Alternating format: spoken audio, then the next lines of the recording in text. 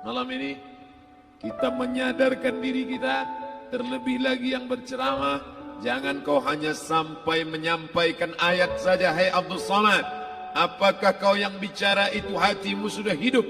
Senantiasa merasakan diri, aku orang paling hina, aku orang paling kotor, ditempelkan kening ke lantai di tempat yang diinjak tapak kaki, mengatakan bahwa aku bukan siapa-siapa.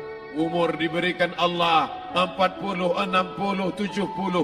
Berapa yang kupakai untuk menolong agama Allah? Berapa yang kupakai untuk mengingat Allah? Mata, tangan, telinga, kaki akan diminta tanggung jawab di hadapan Allah.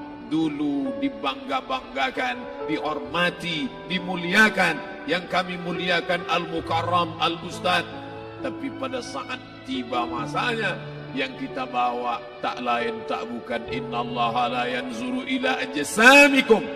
Allah tak menengok badan, fisik, bentuk tubuh, baju.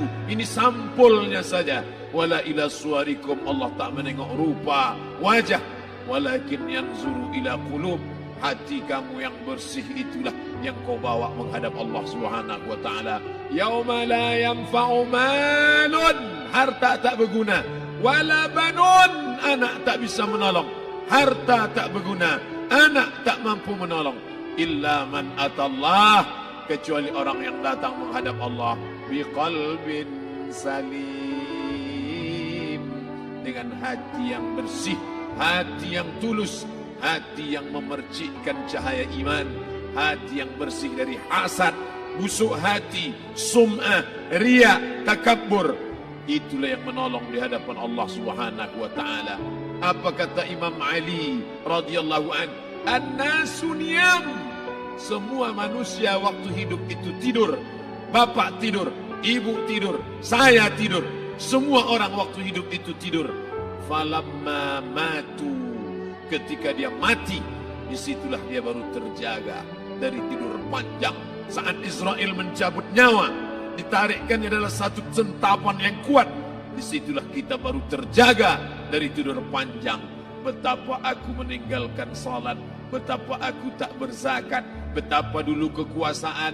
Aku lulus umur 30, pensiun 58, 28 tahun, apapun tak pernah kubuat untuk agama. Sibuk membesarkan anak, sibuk mengurus warisan.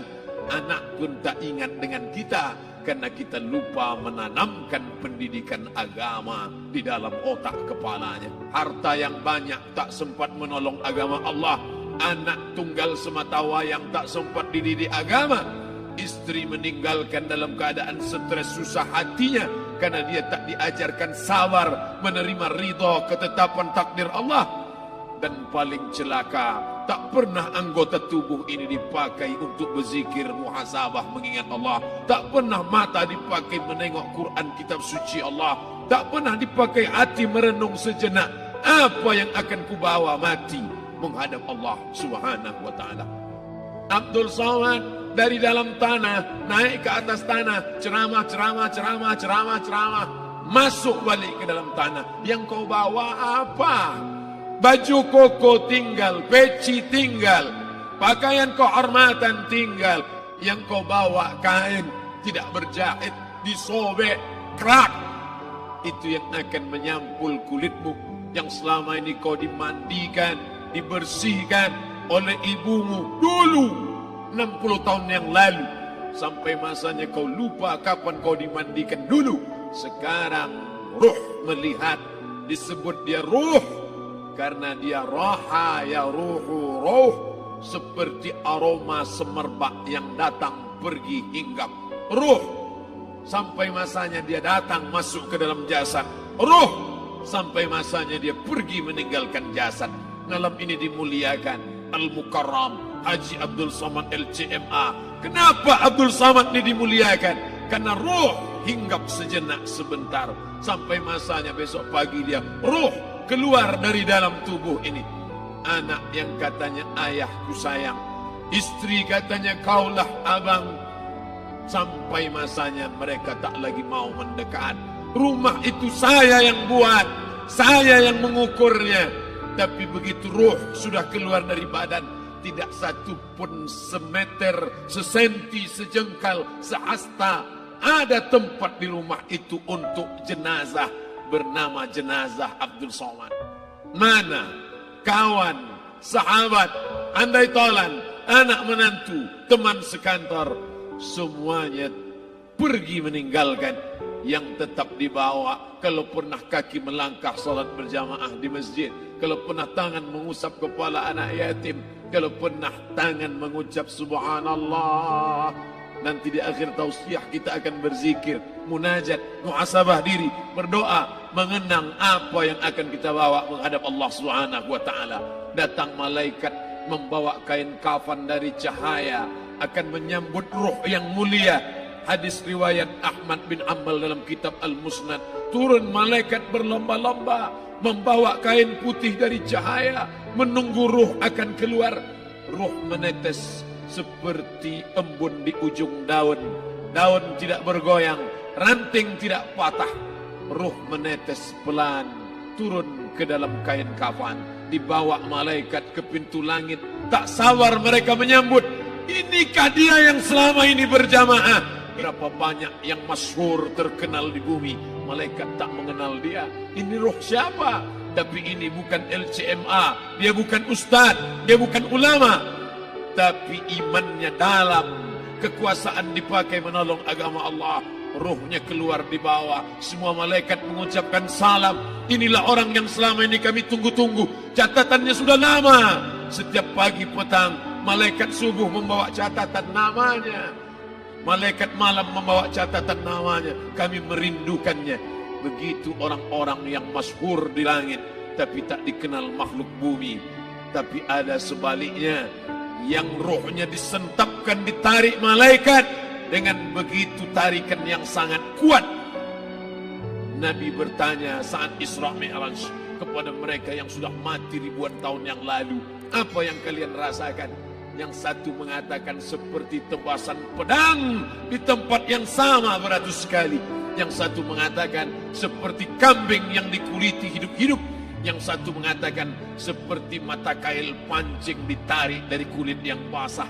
Maka kita berdoa setiap selesai salat, Allahumma hawwin alaina, ringankan kami ya Allah, fi sakaratil maut, di saat sakaratul maut yang amat sangat menyakitkan itu, di saat malam pertama di tempat yang gelap, di tempat yang tak pernah diimpikan oleh orang, tapi kita tetap melewati dan merasakannya.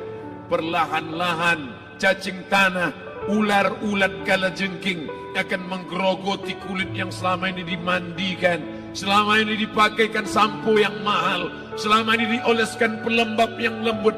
Tapi ternyata sebelum roh keluar jasad, setelah keluar, dia hanya akan menjadi santapan cacing tanah.